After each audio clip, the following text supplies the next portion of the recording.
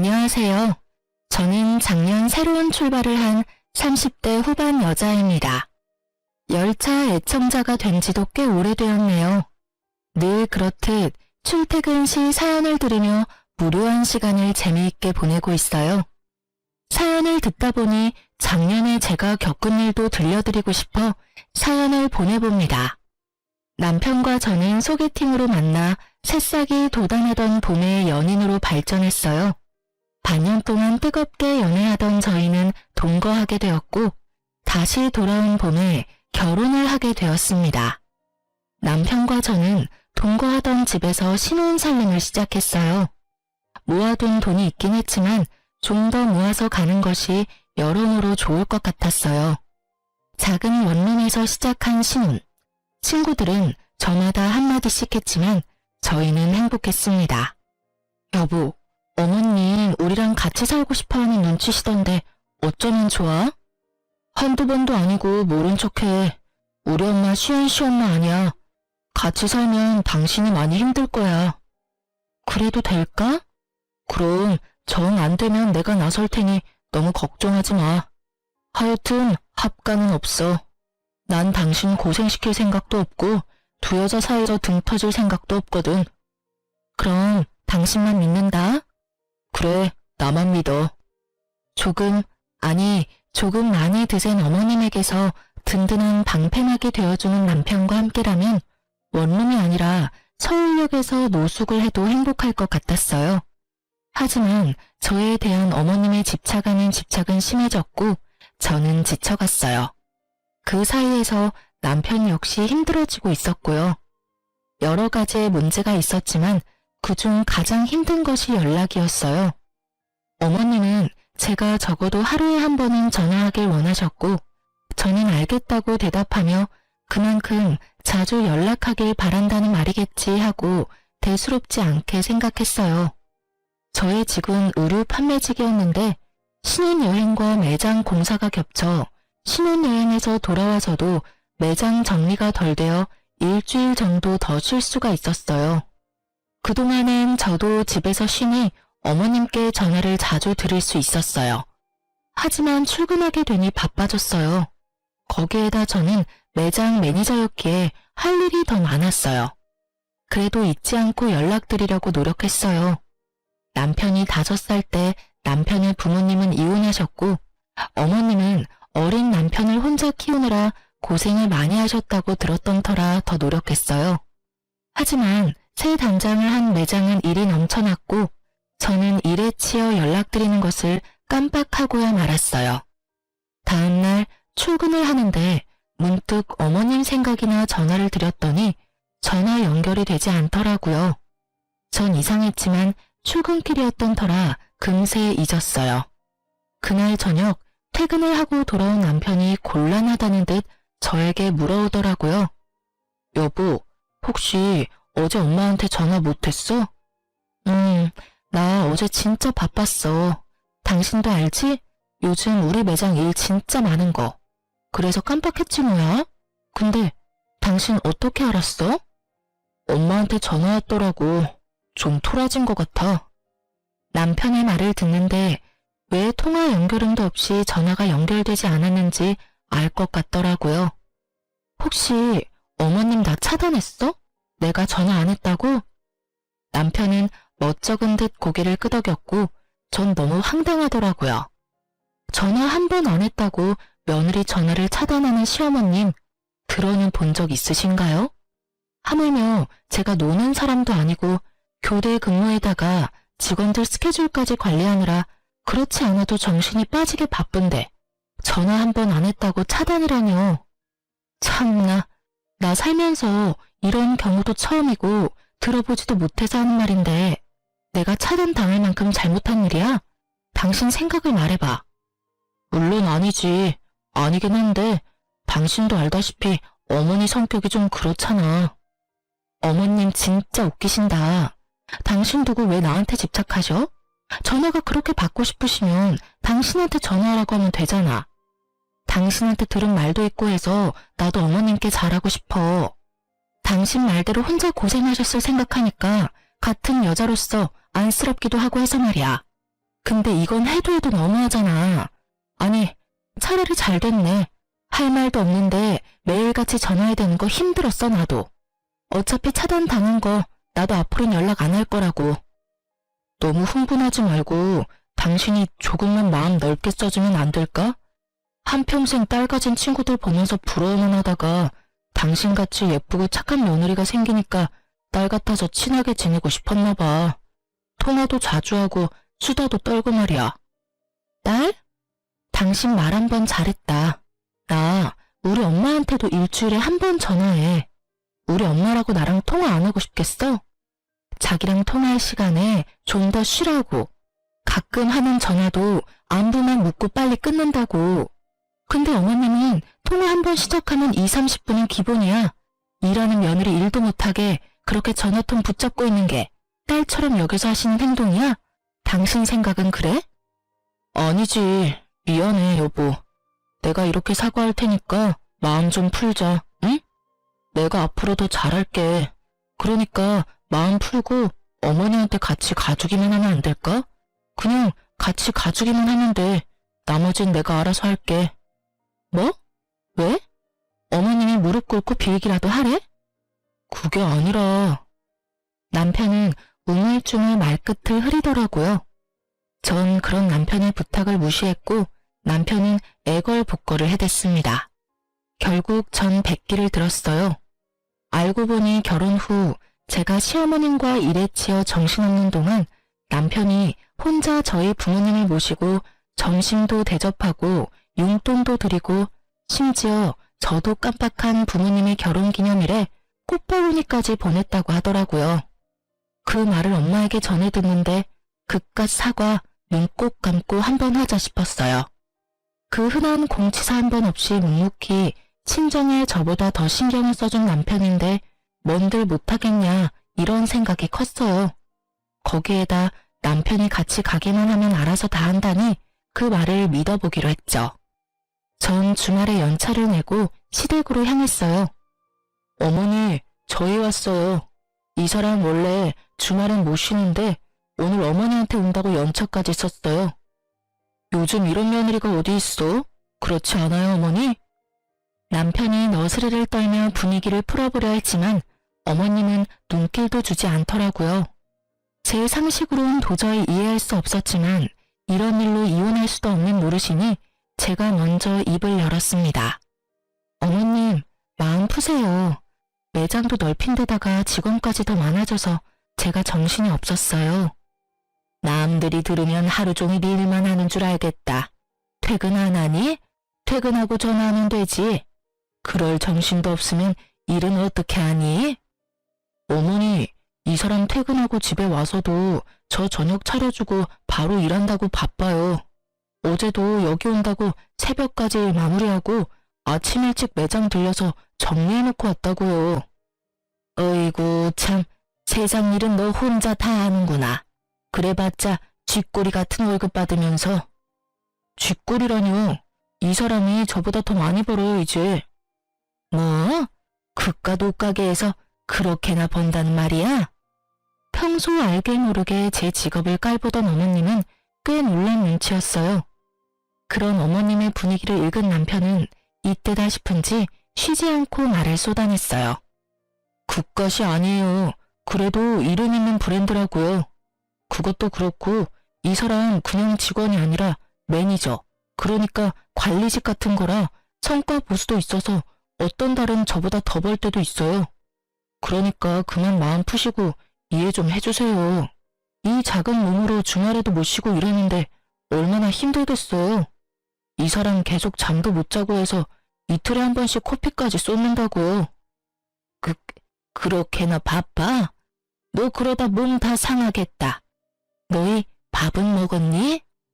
사실 커피까지 쏟진 않았는데 목에 핏대까지 세워대며 말하는 남편을 보며 어머님은 마음이 풀리셨는지 밥까지 차려주시더라고요. 물론 차단도 푸셨고요. 그리고 앞으로 바쁘면 굳이 하루에 한 번씩 연락하지 않아도 된다는 말까지 들었어요. 중간 역할을 톡톡히 해준 남편이 얼마나 듬직하던지. 다른 건 몰라도 남편 복은 있다고 생각했었어요. 앞으로 남편 새끼가 제 뒤통수를 어떻게 칠지 상상도 못하고요. 하여튼 좋은 분위기에서 시댁 방문은 마무리가 되었고 전 이제 이런 일로 사람 피곤하게 만들 일은 없겠지 하고 안심했어요. 하지만 시어머님은 상식 밖의 사람이었고 제가 연락을 드리지 않으니 어머님이 전화를 해대기 시작하더라고요. 바빠서 전화를 받지 않으면 받을 때까지 하는 어머님. 점점 심해지는 어머님의 선 넘는 전화에 전 지쳐갔고 예민해지고 있었어요. 당연히 일에도 지장이 생겼어요. 한 번 시작하면 끝날 생각이 없으신 어머님과 부재중. 본사에서 오는 연락을 놓치는 일은 다반사였고 항상 미소가 얼굴에 장착되어야 하는 제 얼굴엔 스트레스로 인해 미소 따윈 지어지지 않는 지 오래였어요. 일이 이렇게 되니 더는 참아선 안 되겠더라고요. 그래서 전 남편을 붙잡고 얘기를 했어요. 여보, 나 진짜 미치겠어, 어머님 때문에. 또 왜? 본론은 시작도 안 했는데 남편도 지긋지긋한지 말에 날이 서 있더라고요. 저는 그런 남편의 모습에 더욱 화가 치솟았습니다. 또 왜? 몰라서 물어? 아, 당신은 모르겠다. 우리 부모님은 사회 불편할까봐 전화 한 통 하시는 일이 없으니까 말이야. 무슨 말이 하고 싶어서 이래? 내가 무슨 말을 하고 싶은지는 당신이 더 잘 알잖아. 어머님, 진짜 해도 해도 너무하시는 거 아니야? 출근해서 일하고 있는 시간인 거 뻔히 다 아시면서 통화 시작했다 하면 끊을 생각도 없이 쓸데없는 말만 하신다고. 쓸데없는 말이라니? 당신은 무슨 말을 그렇게 해? 그럼 옆집 개가 임신을 했는데 그 아빠가 누구인지, 옆집 아주머니는 무거운 짐을 들다가 허리가 삐끗했는데 수술해야 할지 그냥 한의원을 다녀야 할지 등등. 이게 쓸데있는 말이야 그럼? 적적하시니까 그러시겠지. 적적하면 당신한테 전화하라고 해. 그럼 되겠네. 알겠어. 알겠으니까 그만 좀 해. 하루 이틀도 아니고 나도 미치겠어. 그런 식으로 얼렁뚱땅 넘어갈 생각하지 말고 당신이 어떻게 좀 해. 이러다 진짜 나 미치는 꼴 보기 싫으면 말이야. 전화를 안 받으면 바쁜가 보다 하고 그만하셔야지. 받을 때까지 하시는 게 상식적으로 말이 돼? 일하는 거 다 아시면서. 그러면서 전화 안 받으니까 걱정되어서 그랬다고 하시는데 내 생각엔 그건 걱정이 아니라 거의 집착이라고. 아니면 나 골탕 먹이려고 그러시거나. 그만 좀 해. 적당히 하라고. 내가 내일 전화해서 며느리가 어머니 때문에 미치기 직전이니까 전화 좀 그만하라고 할 테니까 그만해. 뭐? 당신이 그렇게 말하면 내가 뭐가 돼? 그럼 나더러 도대체 어쩌라는 거야? 가만 있으면 가만 있다고 난리고 전화한다고 해도 이 난리고.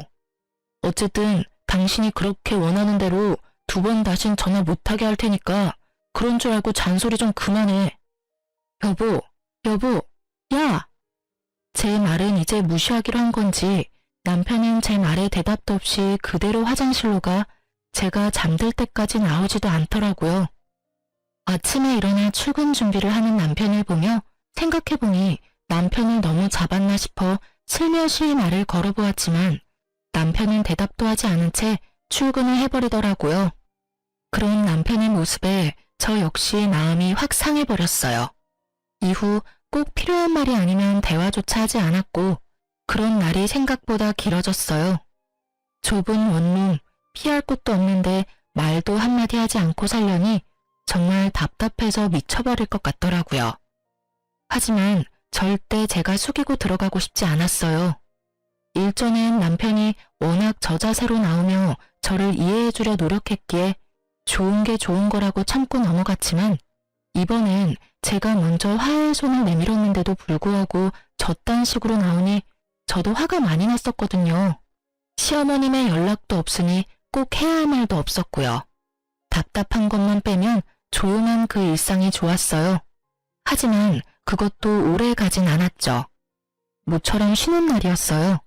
마침 먹을 것이 뚝 떨어진 터라 장도 보고 청소도 하며 시간을 보내고 있었어요. 그때 시어머님께 전화가 오더라고요. 네, 어머님. 그래, 잘 지내고 있니? 네, 잘 지내고 있어요. 오늘 쉬는 날이라서 반찬도 좀 하고 청소도 좀 했어요. 어머님은 잘 지내시죠? 혼자 사는 노인네가 똑같지 뭐. 다름이 아니라 나 집 내놨다. 집이요? 어머님 처음 장만하신 집이라고 한평생 사실 거라고 하셨잖아요. 무슨 일 있으세요? 그게 아니라 이 집 팔고 너희랑 같이 살려고. 어머님 말씀을 듣고 있는데 누가 뒤통수를 망치로 내려친 것처럼 멍하더라고요. 우리 집이 넓은 것도 아니고 원룸에 사는데 어떻게 같이 사시려는 건지. 아니, 집이 넓다 하더라도 한번 물어보시지도 않고 혼자 그런 결정을 내리는 건지 이해가 되지 않아 말이 나오지 않더라고요. 너무 당황하기도 했고요. 예, 내 말 듣고 있니? 아, 네. 듣고 있어요. 저희랑 같이 사신다고요? 그래, 시세보다 싸게 내놔서 아마 금방 팔릴 거다. 어머님, 저희 원룸 사는 거 잊으신 거 아니죠? 남편이랑 저랑 회사도 가깝고 돈 좀 더 모아서 대출 조금이라도 덜 내고 이사 가려고 아직 원룸 살고 있잖아요. 내가 치매라도 걸린 줄 아니? 뭐 그렇게 설명하고 있니? 너희 원룸 사는 거 나도 다 안다. 그런데 어떻게 같이 살아요? 저희 둘 살기도 좁은데요. 내가 그래서 집을 내놓은 거야. 집 한 돈에 너희 모아둔 돈 꽤 되지? 그거 합치면 지금 내가 사는 집보다 큰 집 살 수 있을 게야. 그럼 대출할 필요도 없고 집도 넓어지고 혼자 있는 내 걱정도 할 필요 없으니 여러모로 얼마나 좋니? 그럼 그런 줄 알고 너희도 이사할 준비나 하려무나. 볼일을 마치신 어머님은 제 대답은 필요도 없다는 듯 전화를 끊어버리셨어요. 길지도 않은 통화에 너무 충격적인 내용이 많아서 전 멍하니 휴대전화를 보며 서 있었어요. 하나 둘 머릿속 정리가 끝나고 합가해야 한다는 결론에 도달했을 때 전 남편에게 전화를 걸어 할 말이 있으니 빨리 들어오라는 말을 하고 전화를 끊었어요. 그나마 다행스러운 건 남편도 어머님을 모시고 사는 건 반대했었다는 것이었어요. 그날 저녁 남편은 퇴근을 하고 돌아왔고 여전히 남편의 얼굴은 어두웠어요. 무슨 일인데? 표정만큼 말투도 어두웠지만 전 더는 큰 싸움으로 키우고 싶지 않아 오르는 화를 꾹 누르고 최대한 상냥하게 말하려고 했었습니다. 어머님 오늘 전화하셨는데 집 내놓으셨대. 우리랑 같이 사시려고 그러셨다는데 당신 생각은 어때? 당신도 반대하지? 예전에 같이 안 살 거라고 나한테 모르는 척하라고 그랬었잖아. 그렇지? 그래? 나한텐 별말 없으시던데. 아, 어머니랑 아버지 다시 합치신다고 하시던데 그래서 그러시나 보다. 아버님이랑 어머님이 다시 합치신다니? 그게 무슨 말이야? 당신만 가끔 아버님 만나는 거 아니었어? 어머님도 만나고 계셨던 거야? 아니, 최근에 만나셨나 봐. 아버지가 어머니한테 연락했는데 어머니도 나 장가가고 적적하셨는지 가끔 만나시다가 다시 합치기로 하셨나 봐. 아버지 몸도 요즘 안 좋으셔서 어머니도 걱정되셨겠지 뭐. 여러모로 잘된 일이지. 새로 추가된 사실에 저도 모르게 언성이 올라갔어요. 여러모로 잘된 일? 당신 진짜 그렇게 생각해? 그럼 두 분이 오순도순 같이 사시면 되지. 우리까지 왜 같이 살지? 그거야 나랑 아버지는 함께 살지 못했으니까 이제라도 같이 살고 싶으신가 보지. 며느리도 생겼으니 더 함께하고 싶으시겠지. 아닌가? 어쩌면 어머니 뜻일 수도 있겠다. 예전부터 우리 어머니 당신이랑 살고 싶어 했잖아. 아버지도 아프시니까 뭐 어머니 뜻이겠다. 그렇지? 그렇지? 지금 나한테 묻는 거야? 내가 어떻게 알겠어. 그리고 아버님 아프신데 내가 왜 같이 살아야 하는 거야? 나한테 지금 이 상황에 아버님 병수발까지 들어라 이 뜻이야? 병수발? 넌 무슨 말을 그렇게 해. 우리 아버지가 먼저 누우신 것도 아니고 병수발이라니. 말이 좀 심한 거 아니야? 심하기는 웃기고 있네 진짜. 지금 돌아가는 상황이 그렇잖아. 내가 바본 줄 알아? 갑자기 등장한 아버님은 아프시고 갑자기 집을 파신다는 어머님은 한마디 묻지도 따지지도 않고 같이 살자 통보하고 끊으시고. 이런 상황에서 내가 어떤 생각을 할 수 있는데 당신이 입장 바꿔서 생각해봐. 다른 생각이 드는지 말이야. 꼭 그렇게 따지고 들어야겠어? 당신 말대로 그렇다고 치자. 그러면 좀 모시고 살아주면 되잖아. 부모님이 한평생 사는 것도 아니고 기껏해야 몇 년 모시고 다시 분가하면 되지. 그것도 못해줘? 나랑 아버지 30년 가까이 떨어져 살다가 이제 다시 같이 살게 됐어. 그럼 나랑 아버지가 넌 불쌍하지도 않아? 심지어 아프시다잖아.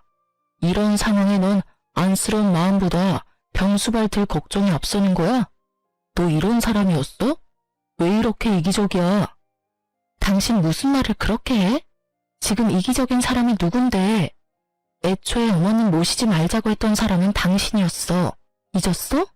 그리고 지금 당신이 나한테 큰 소리 내면서 화낼 상황이야? 미안하다고 살살 달래줘도 모자랄 판국에 왜 당신이 나보다 더 화를 내는 거야? 당신이 사사건건 시비 걸고 넘어지는 건 생각 안 해? 시비? 이게 지금 시비라고 생각해? 아니면 뭔데 이게? 하여튼 난 부모님 모시고 살 거니까 그게 싫으면 우리 이혼해. 뭐? 우리 부모님 모시고 살 거 아니면 이혼하자고. 그런 줄 알고 잘 생각해. 난 오늘 어머니 댁 가서 잘 테니까 그런 줄 알고. 남편은 통보하고선 집을 나가버렸습니다. 아무리 요즘 둘 사이에 분위기가 좋지 않았다 하더라도 너무 변해버린 남편을 보니 충격이 크더라고요. 그리고 이런 일로 이혼이란 단어가 나올 거라고 생각도 안 해봤던 터라 충격이 더 컸어요. 생각지 못한 남편의 초강수에 고민이 되더라고요. 전 그때까지 남편을 사랑했고 이런 일로 헤어지고 싶지 않았으니까요. 하지만 일방적인 통보뿐인 합가도 하고 싶지 않았어요. 이기적이라 손가락질 받아도 싫은 건 싫었어요. 딱히 제가 이기적이라 생각되지도 않았고요. 고민으로 밤을 지새웠고 남편은 진짜 들어오지 않더군요. 전 같이 일하는 직원에게 양해를 구하고 시댁으로 향했어요. 어머님과 대화를 나눌 필요가 있다고 생각했거든요. 시댁이 골목 안에 있었던 터라 택시에서 내려 좀 걸어야 했어요. 머릿속으로 어머님과 나눌 대화를 정리하며 걷고 있는데 멀리 익숙한 사람이 보이더라고요. 설마 하는 마음으로 가까이 다가갔고 익숙해 보이던 사람은 남편이었어요. 전 황급히 차 뒤로 몸을 숨겼어요. 남편 혼자가 아니었거든요. 처음 보는 여자와 다정히 손을 잡고 시댁에서 나와 행복한 미소를 지으며 제가 숨은 차 옆으로 지나치는데 제 두 눈으로 보고도 믿고 싶지 않았어요. 저는 어느새 두 사람을 쫓고 있었고 두 사람은 다행히 멀지 않은 곳에 있는 카페로 들어가더라고요.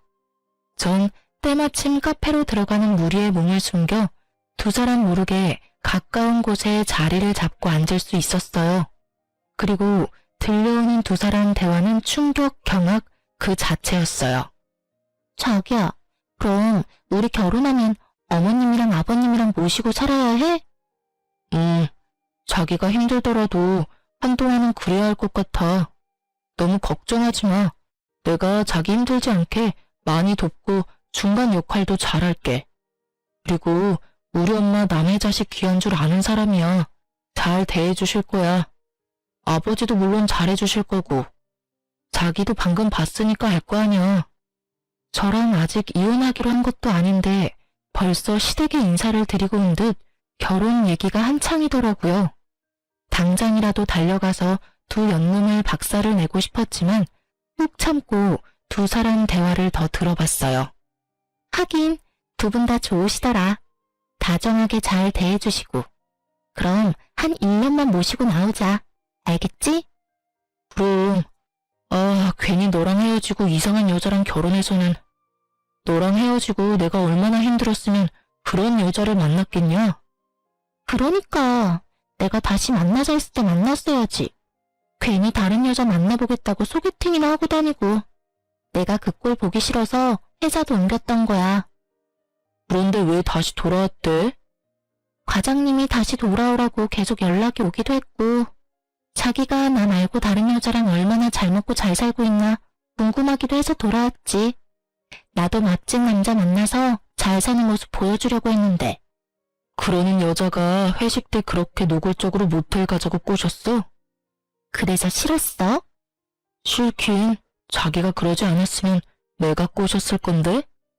서로 얼마나 좋아 죽는지 남편 새끼와 상간녀는 찰싹 붙어서 떨어지질 않더라고요. 주변 눈치도 안 보고 대놓고 하는 애정 행각에 지나가는 사람들의 수근거리는 소리가 끊이질 않았죠. 결국 두 사람에게 카페 직원이 가서 한 소리를 하고 나서야 멈춘 듯 했어요. 저기 손님, 여기서 이러시면 안 됩니다. 다른 손님들이 불편하다고 하세요. 네? 네. 아이, 쪽팔려. 그러게 그만하라고 했잖아. 멈출 수 없는 걸 어쩌겠어. 으이그. 그래서 이혼은 언제 할 수 있는 거야? 그 여자가 순순히 해줄까? 해줄 거야. 독한 년이라 절대 부모님 모신다고 할 리 없다고. 어제도 얼마나 따지고 드는지 내가 왜 그딴 년이랑 결혼했나 모르겠어. 으이그, 앞으로 나한테 잘해. 알겠어? 나 같은 여자가 또 있는 줄 알아? 알겠어. 두말하는 잔소리지. 그래요. 두 사람은 남편이라는 새끼가 절 만나기 전 헤어졌다가 상간녀가 회사로 돌아오면서 만나기 시작했더라고요. 어느 날부터 회사 회식이 잦더니 다 이유가 있었더라고요. 갑자기 태도를 바꿔 이혼하자고 소리치던 이유도요. 불륜이 부끄럽지도 않은지 큰 소리로 잘도 짓거려준 덕분에 힘들이지 않고 상황 파악은 되었지만 앞으로 어떻게 해야 할지, 어떻게 하면 이 난관을 헤쳐나갈 수 있을지 아무 생각도 나지 않았어요. 이 채널에 올라온 다른 사람들의 사연을 들으며 다들 왜 저렇게 사냐고, 나 같으면 저렇게 안 산다고 했던 과거 저의 모습이 떠오르며 반성하게 되더라고요. 그러면서도 전 애청자답게 그간 들어왔던 통쾌했던 복수를 떠올리며 저의 복수를 계획했어요. 이래봬도 제가 열차 애청자인데 그냥 순순히 이혼해줄 수는 없었으니까요. 그날 밤 집으로 돌아온 남편 새끼에게 말했어요. 이혼하자. 정말? 나랑 이혼할 수 있겠어? 그깟 이혼하면 되지. 뭐 큰일이라고. 그리고 당신이 이혼하자고 해놓고 왜 그렇게 놀라? 왜? 하기 싫어? 아니, 난 당신이 이렇게 쉽게 이혼한다고 할 줄 몰랐지. 누가 그래? 쉬웠다고. 나도 쉽지 않았어. 하지만 어쩌겠어? 난 합가할 생각이 없고 당신은 죽어도 합가를 하겠다는데. 남들이 들으면 그깟 문제로 무슨 이혼까지 한다고 할 수도 있지만 우리한텐 그깟 문제가 아니니까 어쩔 수 없지. 그래. 그러면 법원은 언제 가지? 서류 여기. 내가 다 적어뒀으니까 당신은 도장만 찍으면 돼. 오늘은 여기서 자고 내일 일찍 법원 가자. 당신이 침대에서 자. 난 일이 바빠서 오늘도 밤새야 할 것 같아. 오, 알겠어. 아, 그리고 이거 기억하지? 남편은 제 손에 들린 종이 한 장을 보더니 얼굴이 새파랗게 변하더군요. 이거 그냥 장난 같은 거였잖아. 장난? 넌 5천만 원이 장난이야? 남편은 저와 결혼한 지 얼마 되지 않았을 때 비트코인으로 돈을 날렸고 제가 그걸 메꿔준 적이 있었어요. 그땐 장난처럼 썼던 각서 한 장이 이렇게 쓰일지 몰랐지만 결과적으론 천만다행이지 뭐예요. 여기 이런 내용이 있어. 만약 우리가 이혼하게 될 시 을은 갑에게 빌렸던 5천만 원을 일시불로 상환하고 이자 역시 일시불로 상환한다. 이자는 이금융 최고 이자로 계산하고 기간은 빌려준 시점부터 돈을 완납하는 시점까지로 한다. 그러니까 잘 계산해서 통장으로 입금해. 내일까지 입금 안 되면 고소할 테니까 그렇게 알고. 그러면 먼저 자. 난 씻고 일할 테니까. 전 혹시나 개거품 물고 달려들 수도 있는 남편을 피해 화장실로 대피했고 밖에서 어떤 소리가 들려와도 절대 나가지 않았어요. 몇 시간이나 흘렀을까요? 어떤 인기척도 들리지 않아 나가보았더니 속편히 자고 있더라고요. 그런 남편 새끼의 휴대전화를 뒤져보았어요. 그 멍청한 놈은 그 흔한 패턴도 해놓지 않았고 상간녀와 나눈 대화도 지우지 않았더라고요. 심지어 사진까지 있었어요. 그 멍청함이 얼마나 고맙던지. 전 외도 증거들을 손쉽게 손에 넣었고 다음날 아침 이혼할 생각에 들뜬 남편에게 또 한 방 먹일 수 있었어요. 이제 갈까? 근데 당신 대출은 얼마까지 돼? 내 대출은 갑자기 왜? 당신이 나한테 위자료 줘야 할 텐데 빌린 돈도 있고 하니까 아무래도 대출 한도에 간당간당할 것 같아서 그러지. 내가 당신한테 위자료는 왜 줘? 당신 바람 피운 거 나 다 알고 있어. 증거도 다 있으니까 발뺌할 생각 같은 거 하지 말고. 난 택시 타고 법원 갈 테니까 당신은 차 끌고 오든가 알아서 해. 오면서 대출도 좀 알아보고. 그럼 이따가 봐. 야, 잠시만. 내가 그럴 돈이 어딨어. 그래도 양심은 있네. 바람 피운 건 부정 안 하는 거 보니까. 아, 맞다. 그리고 나 상간녀 소송도 할 거니까 그년한테도 좀 전해줘. 돈 준비하라고. 알겠지? 그럼 나 먼저 간다. 제 뒤통수에 대고 욕을 어찌나 하는지. 그 욕을 다 들으면서 집에서 나오는데 화는커녕 웃음이 터져나왔어요. 어찌나 통쾌하던지. 여기서 복수가 끝이냐고요? 그럴 리가요. 제가 여기 애청자인데 이깟 위자료 좀 뜯어냈다고 통쾌하겠으며 복수가 될까요? 제 복수는 이제부터 시작이었어요. 저의 계획대로 이혼은 잘 진행되었고 빌려주었던 돈과 더불어 위자료도 다 받았어요. 돈을 뜯긴 상간녀는 아직도 정신을 못 차리고 전 남편과 결혼하더라고요. 그 한치 앞도 보지 못하고 사랑 타령이나 해대는 것이 얼마나 고맙던지 눈물이 다 나더라고요. 빚쟁이 남편의 집착이 광층에 가까운 시모에 몸 아픈 시부까지. 지옥으로 가는 KTX를 탄 상간녀의 앞날은 보지 않아도 뻔했어요. 전 서두르지 않고 때를 기다렸습니다. 그리고 생각보다 빨리 그때가 왔어요. 두 사람이 결혼식을 하고 한 달이나 지났을까요? 전 남편한테 전화가 왔더라고요. 아직도 그날의 그 기쁨이 잊히지 않아요. 전 전화를 받았고 전 남편과 만나기로 했어요. 제가 상간녀의 존재를 처음 알았던 그 카페에서요. 오랜만이야. 많이 수척해진 전 남편은 저를 보며 드라마 남자 주인공 눈가를 하며 안부를 물어왔어요. 우리가 안부나 주고받을 사이는 아니잖아. 무슨 일이야? 본론만 말해. 그냥 요즘 힘들어서 당신 생각이 났어. 많이 보고 싶었어. 왜? 재혼 생활이 생각처럼 즐겁지 않은가 봐. 아, 힘들어 죽겠어. 어머니는 어머니대로 집사람한테 전화해야 되고 아버지는 반찬 타령, 청소 트집에 하다못해 빨래 개는 것까지 트집을 잡으시니까 집사람은 집사람대로 힘들고 나는 집사람 비위 맞춘다고 힘들고 어머니는 어떻게 해보겠는데 아버지는 편찮으시니까 엄청 예민하셔서 뭐라고 말도 못 꺼내겠어. 하루하루 미쳐버리겠어 아주. 하소연이나 하려고 나 불렀니? 나 바쁜 거 몰라? 꼭 그렇다기보단 아까 말했듯이 보고 싶어서. 그래서 하는 말인데 우리 다시 시작하면 안 될까? 나 정말 후회 많이 하고 있어. 내가 미쳤었나 봐. 어쩌다 그 여우 같은 거한테 홀려서 당신만한 여자가 또 어디 있다고. 내가 진짜 앞으로 잘할 테니까 한 번만 나 용서해주면 안 될까? 그러니까 당신 말은 그 여자랑 이혼하고 다시 나랑 결혼을 하겠다고?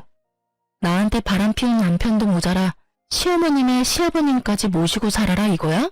아니지. 당신만 돌아온다고 하면 내가 이혼하고 분가도 하지. 당신이 부모님하고 연 끊으라고 하면 연도 끊을 수 있어. 뭐든 다 할 수 있다고. 너 진짜 상당한 쓰레기구나. 뭐? 내가 너 바람 피운 거 바로 여기 이 자리에서 알았어. 그때 네가 한 말 아직도 기억해놔. 나 같은 여자 만난 거 후회한다고, 미쳤었다고.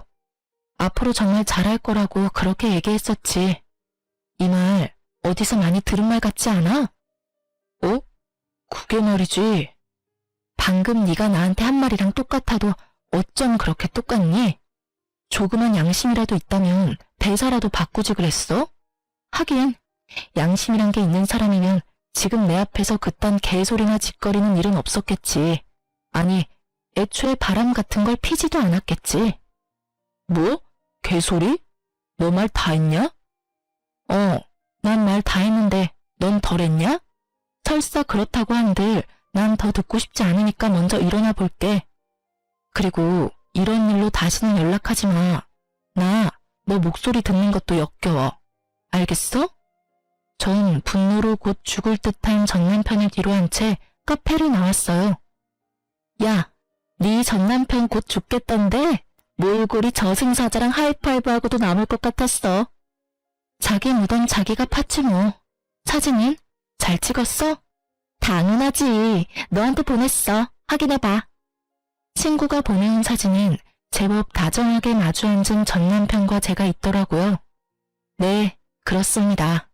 전 이 사진을 위해 오늘 전 남편을 만나러 나왔습니다. 친구에게 받은 사진을 전 상간녀에게 보내버렸고 사이가 심하게 나빠졌는지 전 남편이 제가 전화를 받지 않으니 정성스럽게 음성을 남겼더라고요. 야, 이 미친년아, 그딴 사진을 보내? 너 제정신이야? 니년 때문에 내가 얼마나 들들 볶인 줄이나 알아? 몇 날 며칠을 싸우고 있다고. 한 번만 더 이딴 짓 했다간 가만 안 둘 테니까 그런 줄 알아? 더럽기가 걸레보다도 더한 전 남편의 입담을 들으며 전 그저 웃었어요. 아직 복수가 끝나지도 않았는데 이렇게 화를 내주니 앞으로는 얼마나 더 골머리가 아프고 분노가 치솟을까 싶어서요. 전 주저없이 남편의 욕설에 대한 보답을 실행하기로 했어요. 전 남편의 회사로 두 사람의 외도로 인해 저와 이혼하게 되었다는 사실을 보내버렸거든요. 바람 피운 두 연놈이 멀쩡하게 회사 다니는 꼴을 어떻게 보고만 있겠어요? 거기에다 전 남편의 회사인 말 많기로 유명한 전시모의 친구까지 근무하셨기에 꽉 먹고 알 먹고였어요. 그 친구분은 저의 예상보다 더 빠르게 친구 사이에 소문을 쫙 내주셨고 전시모는 그렇게 자랑이 되던 아들 덕분에 친구들 사이에 얼굴도 들고 다닐 수 없는 지경에 이르렀죠. 모든 복수가 끝나 상쾌했고 통쾌한 하루하루를 보내던 어느 날 짐덩어리들을 떠안는 것도 모자라 남편의 바람까지 의심되는 상황에서 회사마저 잘려버린 상간녀가 눈이 돈 채로 매장으로 찾아왔더라고요. 심상치 않은 상간녀의 모습에 저는 상간녀를 질질 끌어 매장에서 벗어났어요. 나? 이거 나! 여기 놨다. 어쩔 건데? 왜 찾아와서 이 난리야? 너 미쳤어? 회사까지 그런 걸 보내면 어쩌자는 거야? 원하는 대로 위자료 다 줬으면 됐잖아. 누가 그래? 내가 원하는 게 위자료가 끝이라고. 한 회사에서 유부남이랑 놀아날 때는 이 정도는 각오하고 만난 거 아니었어? 머리가 나쁜 거야? 생각이 없는 거야? 뭐? 이거 진짜 미친년이네? 야, 미친년은 너지. 유부남한테 미쳐가지고 남의 가정은 다 망쳐놓은 주제에 사과 한마디 없더니 뻔뻔하게 여기가 어디라고 찾아와서 이 난리야? 왜? 막상 가져보니 상상과는 달라도 너무 달랐나 봐. 네가 한 짓이 있는데 결혼만 하면 행복할 줄 알았니? 생각이 없어. 하긴 생각이 없으니까 그딴 짓을 하고 행복하길 바랬겠지. 뭐 말 다 했어? 얼굴이 터질 듯이 붉어진 상간녀는 급기야 제 뺨을 때리더니 머리채를 잡고 휘두르기 시작했어요. 저 역시 가만히 있을 수는 없었어요. 단연간 의류박스를 옮기며 차곡차곡 정립했던 팔뚝 힘을 쓸 때가 왔고 전 아낌없이 그 힘을 사용했어요. 한 손으론 상간녀의 머리채를 한 움큼 잡아 흔들었고 한 손으론 주먹을 꽉 쥐고 마구 휘둘렀어요. 발도 쉬게 할 순 없어서 발길질도 좀 했네요. 얼마나 신나게 때렸는지 정신을 차려보니 상간녀가 벌벌 떨더라고요. 저도 얼굴 여기저기 긁히긴 했지만 저의 압도적인 승리인 건 확실했어요. 너 내가 가만 안 둘 거야. 경찰에 신고할 거라고. 때리기도 네가 먼저, 머리채도 네가 먼저 잡은 거 잊었니? 멍청하다 하니까 진짜 멍청한 말만 골라서 한다. 멍청한 년. 그리고 나 위자료 덕분에 돈 많아서 신고한다고 협박해대도 겁도 안 난다 야. 아 맞다. 나 네 남편 새끼한테도 돈 많이 받았지? 알려나 모르겠는데 나한테 빌린 돈이랑 위자료 준다고 그 새끼 대출 꽤 받았을 텐데 회사까지 잘려서 어쩐대? 그래도 뭐 두 사람 아직 젊으니까 어떻게 해서든 헤쳐나가면 되겠지. 안 그래? 뭐? 대출? 그 인간 대출까지 있단 말이야? 어머, 몰랐니? 아마 한도 끝까지 받아서 나 줬을 텐데. 완전히 속았어. 이게 다 너 때문이야. 다 너 때문이라고. 내가 가만히 있을 줄 알아? 네가 나한테 보낸 사진, 그거 네가 다니는 매장 본사에 다 보내버릴 거야. 나도 너 매장 시켜버릴 거야. 그리고 나도 상간녀 소송할 테니까 너 각오해. 알겠어? 상간녀 같은 소리 한다. 겨우 그 정도로 상간녀 소송을 할 수 있을 것 같아? 내가 네 남편이랑 안고 있니? 아니면 하다못해 손이라도 잡고 있니? 그냥 마주 앉아있는 걸로 상간녀 소송? 마음대로 해봐. 난 네 남편이랑 아무 사이도 아니라는 증거가 차고도 넘치니까 명예훼손으로 고소당하고 싶으면 마음대로 해보라고. 그리고 앞으로 2번 다시 찾아오지 마. 또 찾아와서 이딴 짓 하면 네가 좋아하는 그 신고 내가 해줄 테니까. 알겠어? 그리고 네 팔자 네가 꼬아놓곤 누구 탓을 하고 난리래? 앞으로는 똑바로 살아. 남의 탓 좀 그만하고. 절규에 가까운 상간녀의 고함을 마지막으로 진짜 제 목숨은 끝이 났어요. 그렇지 않아도 한 대 쥐어 패고 싶었는데 어찌 알고 찾아온 것인지 상간녀는 처음부터 끝까지 저에게 참 고마운 사람이었어요. 덕분에 그 지옥 같은 집구석으로 기어들어가지 않고 벗어날 수도 있었고 전 남편도 손쉽게 떼어낼 수 있었으니까요. 꼴에 자존심만 센 남편은 여기서 들은 사연처럼 저를 찾아와서 빌거나 그러진 않더라고요. 혹시나 찾아오면 얼굴에 물도 쏟아주고 따기도 한 대 날리려고 했거든요. 물에 홀딱 젖은 그 꼴을 못 봐서 아쉬웠는데 전 남편은 더 비참한 꼴로 살고 있더라고요. 얼마나 더 저에게 통쾌함을 주려고 전 시모가 친절하게 연락을 해주더라고요. 자기 아들이 얼마나 비참한 꼴이 되었는지 알려주시더라고요. 이 나쁜 년아, 너 때문에 내 아들이 어떻게 됐는지 알아? 제가 어떻게 알겠어요. 전 이혼했는데요. 너 같은 년 때문에 내 아들이 알코올 중독자가 됐다고. 그 잘났던 내 아들이 네 년 때문에 또 이혼당하고 취업은커녕 집구석에서 온종일 술만 퍼마시고 있다. 이제 속이 후련하니? 꼭 이렇게까지 했어야만 했어? 제가 했으면 뭘 얼마나 했다고 그러세요. 저도 저 나름대로 자제라는 걸 했다고요. 뭐? 자제? 회사로 불륜 증거까지 다 뿌려서 우리 아들 회사도 잘리게 만든 주제에 자제? 네, 자제요.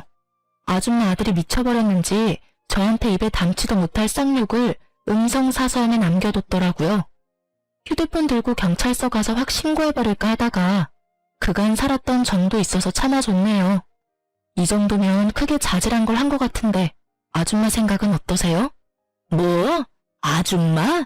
이 인연이 드디어 미쳤구나. 그럼 이혼한 마당에 제가 예전처럼 어머님이라고 상냥하게 불러드릴 줄 아셨어요? 지금 제가 존댓말로 아줌마라고 하는 것도 저한테 고마운 줄 아세요, 아줌마. 뭐? 이 인연이 진짜. 너 지금 어디야? 내가 당장 찾아가서 니년 머리채를 다 뽑아줄 테니. 아, 그냥 제가 가드리죠 뭐. 머리채 다 뽑히러 가는 대신 바로 경찰에 신고할 테니 그런 줄 아시고 뽑으세요. 그리고 합의는 없다는 것도 잘 기억하시고요. 어때요? 이래도 제가 보고 싶으세요? 이 천하의 못된 년 같으니라고. 그리고 아까부터 자꾸 년년 그러시는데 욕설도 신고할 수 있는 거 아시죠? 그래서 하는 말인데 이것도 다 녹음 중이에요, 아줌마. 아들이랑 한 묶음에 엮여서 경찰 신고하기 전에 욕은 그만하고 전화 끊으세요. 남은 여생 아주 편안하게 감방에서 사시기 싫으시면 2번 다시 전화도 하지 마시고요. 아시겠어요? 협박에 겁이 나긴 했는지 그 뒤론 연락이 오는 일은 없었습니다. 우연히 전 남편 회사 동료에게 들었는데 전 남편은 전 10월 말처럼 취업은커녕 집구석에서 술만 퍼마시는 알코올 중독자가 되었고 그런 아들을 지켜보다 건강이 더 나빠져 이젠 거동조차 못하게 된 전 시부는 누워 지낸다고 해요. 그런 두 사람의 수발을 드느라 전 시모는 죽지 못해 사는 삶을 살고 있다고 하고요. 그리고 이혼을 한 상간녀는 취업이 안 돼 이런저런 알바를 전전하다 최근에 바에서 일하는 걸 봤다고 하네요. 남자 없이 못 살 것 같더니 딱 맞는 직장 얻어갔다고 했네요. 저의 이혼과 복수는 나름 통쾌하게 끝이 났어요. 그 덕분인지 전 하는 일마다 술술 풀리더라고요. 미소가 생명의 서비스직에 아주 큰 도움이 된 이혼이었어요. 저의 얼굴엔 미소가 떠나지 않았고 매장 매출도 어마어마했어요. 스트레스 받거나 신경 쓸 일이 없어 일에 매진했더니 제 앞날이 밝아지더라고요. 이제 곧 본사로 출근까지 하게 되었어요. 제가 계속 욕심냈던 서비스 교육팀장으로 승진 발령이 났거든요. 아, 그리고 저 드디어 제 집이 생긴답니다. 사실 남편과 사이가 좋지 않아 대화도 없을 무렵 그냥 넣어본 청약에 덜컥 당첨되어 버렸거든요. 당시엔 돈도 없고 남편과 사이도 좋지 않아 어떻게 해야 할지 고민이 많았었는데 지금 와서 생각해보면 여러모로 남편과의 이혼이 저에겐 행운이었어요. 위자료 덕분에 대출 조금만 끼면 잔금도 걱정 없으니까요. 일도 다 잘 풀리고 본사 출근 전까지 여유가 생긴 전 부모님과 가까운 해외여행이라도 가보려고 합니다. 그 좁은 원룸에서 한 푼이라도 아껴보겠다고 그간 고생이 많았던 저를 위해 그리고 갑작스러운 저의 이혼으로 충격이 크셨던 부모님을 위해 그간 아껴왔던 돈 좀 쓰려고요. 이혼했던 당시 아빠가 했던 말이 아직 생각나네요. 나한테 네가 어떤 딸인데 감히? 너도 그래. 진작이 아빠한테 말했어야지. 아빠한테 말해 뭐해. 속만 더 상하지. 그땐 많이 속상하고 힘들었는데 이제 괜찮아요. 충분히 다 되돌려줬어. 네가 그렇게 생각한다면 됐어. 우리 공주 이제 새롭게 출발할 일만 남았네. 그러면 다 훌훌 털어내고 앞만 보며 나아가. 그깟 것들 욕하면서 이렇게 할 걸 저렇게 할 걸 후회하며 시간 낭비하지 말고 지나간 일은 보내주고 앞으론 공주 생각만 하면서 즐겁게 즐기면서 살아. 그렇게 살아도 짧은 것이 인생이야. 알겠지? 아빠. 그래, 우리 공주는 꼭 행복할 거야. 꼭 그럴 거야. 아빠의 말씀에 마법이라도 걸려 있었던 것인지 전 요즘 행복해요. 혼자라는 자유가 이렇게 즐겁고 행복한데 그땐 왜 고민했나 몰라요. 요즘 같아선 이혼을 잠시라도 고민했던 과거 저에게로가 무슨 고민을 그렇게 하냐고 하며 뒤통수를 한 대 쥐어받고 싶은 만큼 제 삶에 만족합니다. 이제 새로운 직장과 새로운 집에서 제대로 새 출발해보려고 합니다. 이 사연을 보내는 것을 마지막으로 힘들었던 과거는 잊으려고요. 긴 제 사연 들어주신 모든 분 감사합니다. 새해 복 많이 받으세요.